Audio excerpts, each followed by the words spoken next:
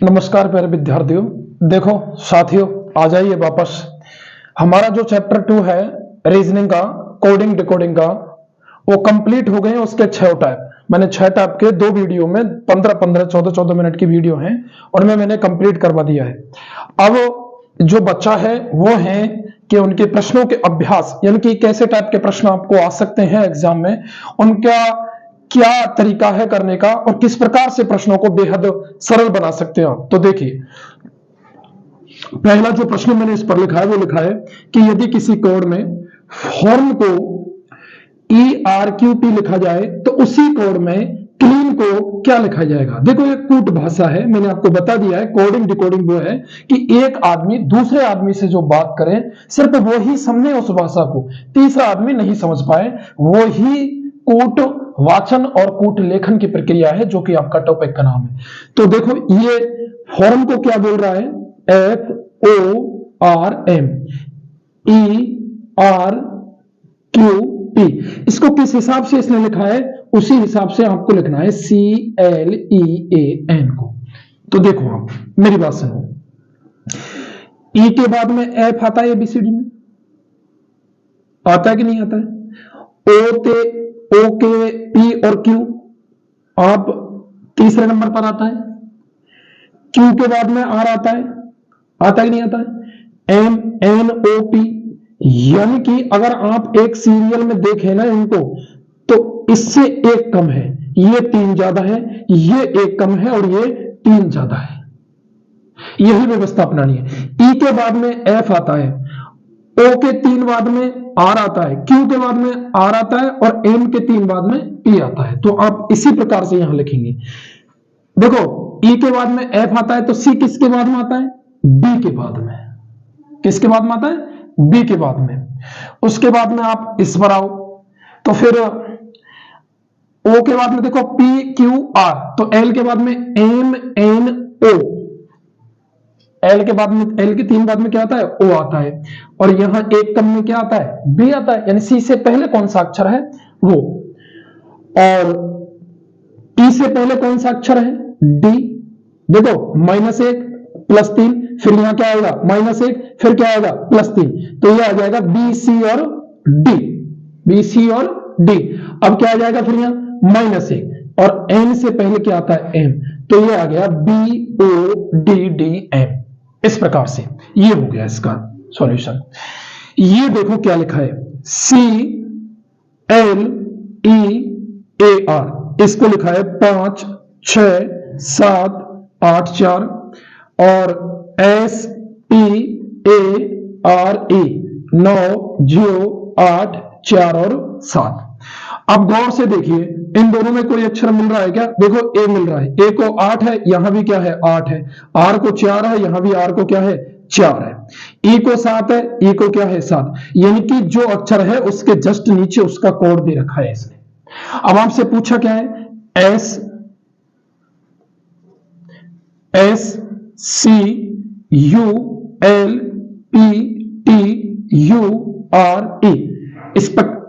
Sculpture. अब देखो, आप S का क्या है इसमें 9 लिखेंगे, C का क्या है इसमें 5 लिखेंगे, U का क्या है इसमें SCU, U इसमें है क्या। देखो, एक और था इसमें, टूर और था, TOUR, इसको बोल रहे हैं 1 2 3 4, टूर को और क्रमांक दे रखे हैं। तो U देखो आप, U में कितना है 3, U में कितना है 3। अब आ जाओ आप L पर, L में कितना है 6, तो L में 6 हो गया। P देखो, P का कितना है, P का है 0, फिर T को देखो, T का कितना है 1, फिर U का देखो, U का कितना है 3, फिर R का देखो, R का कितना है 4, और फिर E का देखो, E का कितना है 7। ये जो है ये कोड इसका उत्तर हो गया। तो बस आपको ये देखना था कि इसमें जो ये कोड है ये क्या है। सब में देखो, R में 4 है, इसका भी 4 है, इसमें भी 4 है।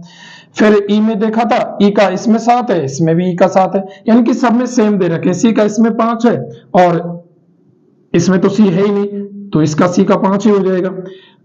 यहां देखो और टी नहीं मिल रहा इनमें, तो टी का तो एक ही है, ओ नहीं मिल रहा, यू भी नहीं मिल रहा, तो बस आर मिल रहा है सब में। तो आर का 4 है, 4 है और यहां भी 4 है। तो सबके जो जिसके नीचे जो अंक लिख रहा है वो इसका कोड है, और आप इसका स्कल्पचर में जो लिखेंगे ये क्रमांक लिख देंगे जो जो आपके नीचे अंक की गिनती जो दी है इसमें, और ये इसका उत्तर हो जाएगा। ये 2 टाइप के प्रश्न। और देखो आपका अगला तीसरा प्रश्न देखिए, तीसरा प्रश्न देखो अब आप कि मंकी का कोड लिख रखा है 2551 1141 और 513। तो आपको सिल्वर का कोड बताना है। जिस कूट भाषा में मंकी का ये लिखा है उसी कूट भाषा में सिल्वर का कोड लिखना है आपको, ठीक है। तो आप देखिए इस प्रश्न को कैसे करेंगे। आप गौर से देखो, शुरुआत में आपको देखो एबीसीडी जो मैंने अल्फाबेट कर रहा था उसमें क्लियर ढंग से बताई थी कि एम का 13 कैसे आता है, डब्ल्यू का 23 कैसे आता है, वाई का कैसे आता है 25, जेड का 26, ये सारा कुछ पिछली वीडियो में है मेरी में, जो वर्णमाला की वीडियो है ना उसमें है सब कुछ। तो देखिए, तो एम का 13 होता है, 13 कहीं है इसमें, ये रहा लास्ट में है, तो इसका लास्ट में दिया है, तो फिर लास्ट का देखो वाई का, ये रहा 25, यानी कि पहले का तो कहां दे दिया लास्ट में, और लास्ट का कहां दे दिया पहले। ओ का देखो, ओ का 15 होता है, ये रहा। तो फिर ई का देखो, ई का 5, ये रहा बिल्कुल। एन का देखो, एन का 14 होता है, ये रहा। तो फिर के का 11, ये रहा। इसका मतलब ये है इसने ये पीछे से क्रमांक दिए हैं, एम का 13, ओ का 15, एन का 14, के का 11, ई का 5 और वाई का 25। आपको भी पीछे से ही लिखना है, या फिर ऐसा करो पीछे के क्रमांक को पहले लिख दो। तो आर का कितना है 18, पीछे का पहले लिख दिया, ठीक है। ऐसे बढ़ते हो, आर का कितना है 18, ई का कितना है 5 और वी का कितना है 22, वी का 22 होता है, ठीक है। एल 12, आई कितने पर होता है 9 पर, और एस कितने पर होता है 19 पर। ये हो गया इसका लो, ये कूट भाषा हो गई इसकी। बहुत सिंपल है, आप ढंग से समझेंगे तो।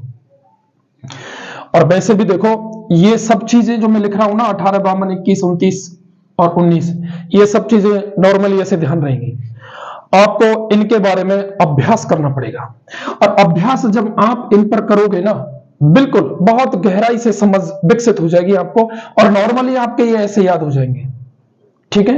एक बार आप करके देखना, लगातार अभ्यास इनके बारे में, ये सब चीजें आपके ऐसे पोटों पर हो जाए कंप्लीट। अगला देखो चौथा प्रश्न।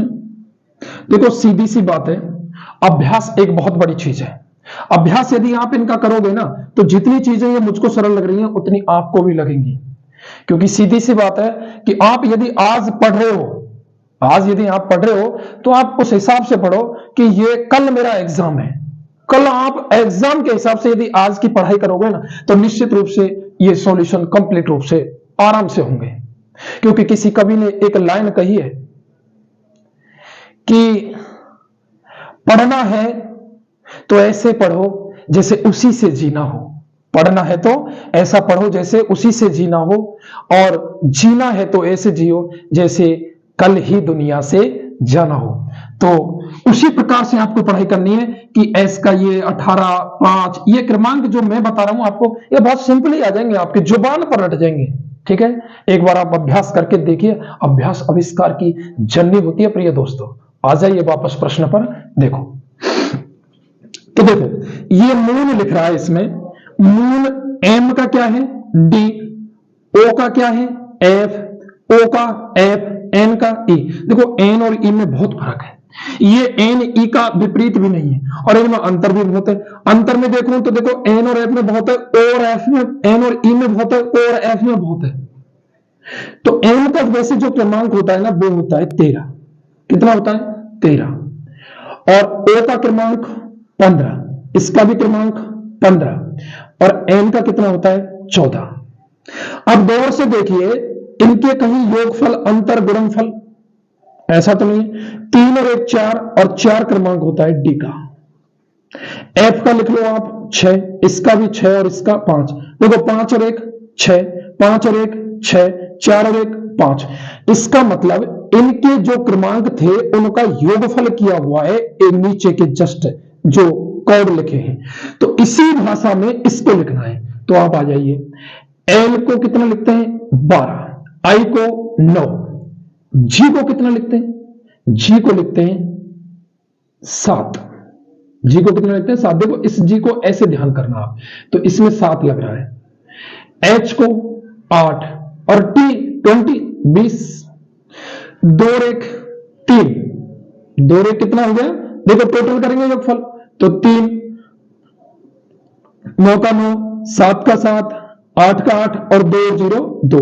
तो 3 पर क्या आता है सी, 3 पर क्या आता है सी, 9 पर ये आई है, ये 7 पर ये जी है, ये 8 पर ये एच है, ये क्योंकि एच ऐसे होता है और 8 का ऐसे अंदाजा लगता है। ये लास्ट की वीडियो देखो आप, शुरू में जो वीडियो बन रही है।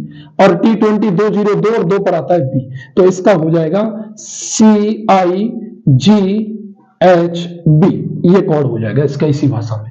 अगला प्रश्न देखो, ये कह रहा है घड़ी को टीवी, टीवी को रेडियो, रेडियो को चूल्हा, चूल्हा को मिक्सी और मिक्सी को प्रेस कहा जाए तो महिला खाना कहां पकाएगी। और खाना कहां पकता है, देखो इसमें गैस शब्द देता तो मैं गैस लिख देता, लेकिन इसमें लिखा है चूल्हा, तो खाना चूल्हे पर पकता है। और चूल्हे को ये क्या कर रहा है मिक्सी, तो कहां पकेगा मिक्सी में, तो इसका चूल्हा में होकर क्या हो जाएगा मिक्सी, क्योंकि चूल्हे को क्या बोला है मिक्सी बोला है। आपको जो शब्द पूछे उसका ही अर्थ देखना है इसमें, बस आगे नहीं बढ़ना। आपसे पूछा है खाना कहां पकता है, आपको पता है खाना चूल्हे पर पकता है। नॉर्मली ये चीजें सामान्य जनरल में आनी चाहिए, सामाजिक स्तर के विद्यार्थी हैं अपन, तो चूल्हे को क्या बोल रहे हैं फिर मिक्सी बोल रहे हैं। ये हो गया इसका। अगला प्रश्न देखो,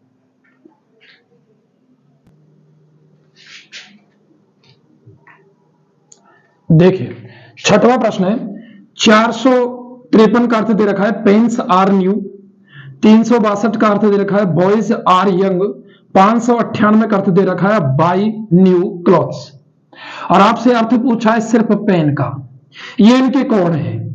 तो आप एक बात बताओ कि इन दोनों में आपसे पेन का अर्थ पूछा है, तो ये इसका अर्थ पूछा है पेन का, ठीक है। अब फैन का अर्थ पूछा है तो आपको एक तो आर का अर्थ आ जाए और एक न्यू का अर्थ आ जाए, तो वो तीसरा इसी का इनमें से बचेगा, जो तीनों में से वो पेन का ही बचेगा। एक बात बताओ, यहां आर है यहां आर है, इन दोनों में ऐसी कौन सी संख्या है जो कॉमन है 3। इसका मतलब आर का हो गया 3, आर का क्या हो गया 3 हो गया, ठीक है। अब आ जाओ, 5 इसमें है 5 इसमें है, अब इन दोनों में क्या कॉमन है न्यू, ठीक है। इसमें भी है 5 और इसमें भी है, तो न्यू का मतलब 5। अब क्या बचा 4, तो पेन्स का क्या हो जाएगा 4 आ जाएगा। बहुत सिंपल है। इस पर आ जाओ, हीरो के लिए क्या दे रखा है plus into at the rate of और स्टार, तो उसके लिए दे रखा है प्लस भाग हैज प्रश्नवाचक, और पूछा क्या है पॉश। अब देख लो, यहां एच के लिए इसने प्लस यूज किया है, यहां भी एच के लिए क्या किया है प्लस, तो प्रत्येक का अलग अलग दिया हुआ है। ये यहां सेम है तो दोनों में सेम है, तो जो अक्षर है उसके सामने उसका कोड है, इसका मतलब ये हुआ। तो पी देखो, पी क्या है प्लस,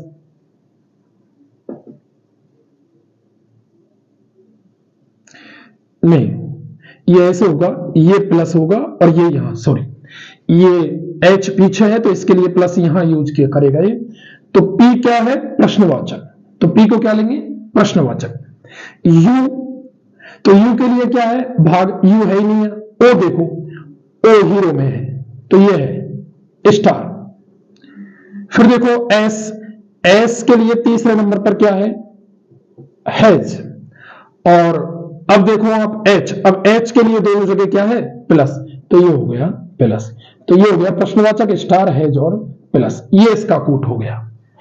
इनका कूट देखो क्या है 1 + 2 + 3 दीज आर बॉयज, कुछ ऐसा ही है।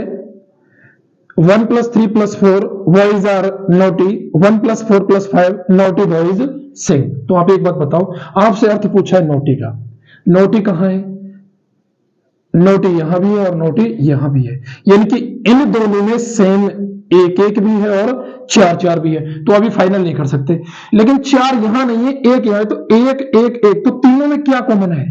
बॉयज। देखो, तो बॉयज का मतलब हो गया एक, बॉयज का मतलब क्या हो गया? एक। अब आप बताओ, यहां आर और नोटी, नोटी यहां भी है और नोटी यहां भी है, इसमें नहीं है, तो इन दोनों में क्या है कॉमन? चार। तो नोटी का क्या हो जाएगा? चार हो जाएगा। बहुत सिंपल था, अंदाजा लगा लिया कि दोनों में यहां है कॉमन, तो यहां देख लो क्या है, चार हो गया। इसका कोट कितना हो गया? चार हो गया। अगला प्रश्न देखो,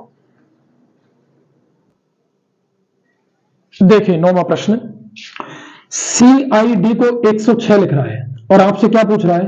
पुलिस, POLICE, ये पूछा है आपसे। अब CID को इसने किस प्रकार से लिखा है? CID को 106 लिखा है इसने, किस हिसाब से लिखा होगा? C का तो 3 होता है, I का 9 होता है और D का 4 क्रमांक होता है। इनका तो देखो कोई इस प्रकार से 9 और 3 12 और 4 16 होता है, ये 106 है। यदि इनका मैं गुणा करूं तो 9 3 27 और 27 4 7 28, 4 2 12 2 14, 148 आता है, 106 है। इनका आप एक बार वर्ग करके देखो, 3 का वर्ग 9, 9 का वर्ग 81 और 4 का वर्ग 16, और इनको जोड़ो देखो, तो 9 और 1 10 और 6 16, 8 9 और 1 10, यानी कि इनके अंकों के वर्गों का योगफल किया हुआ है सामने। ये आपको देखो मैथमेटिकल दिमाग लगाना पड़ेगा और ये अभ्यास करने से आएगा। मैं बार बार बोल रहा हूं इन चीजों को, तो अब आपको प्रत्येक का क्रमांक पता होना चाहिए। POLICE।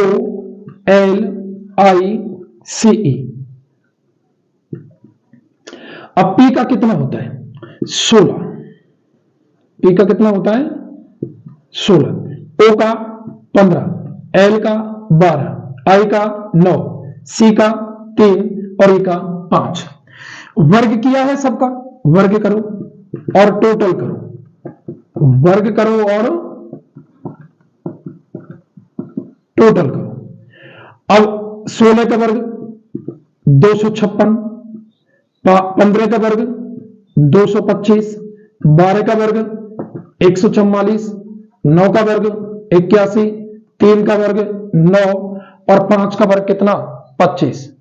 अब इनको सबको टोटल करना है आपका, और सबको टोटल करो, देखो 9 और 5 14 और 1 15 और 5 20 और 4 24 और 6 30, 0 3 2 5, 8 5 13, 13 और 4 17, 18 19, 20 और 4 24, 4 2 3 2 5 और 2 7, 740।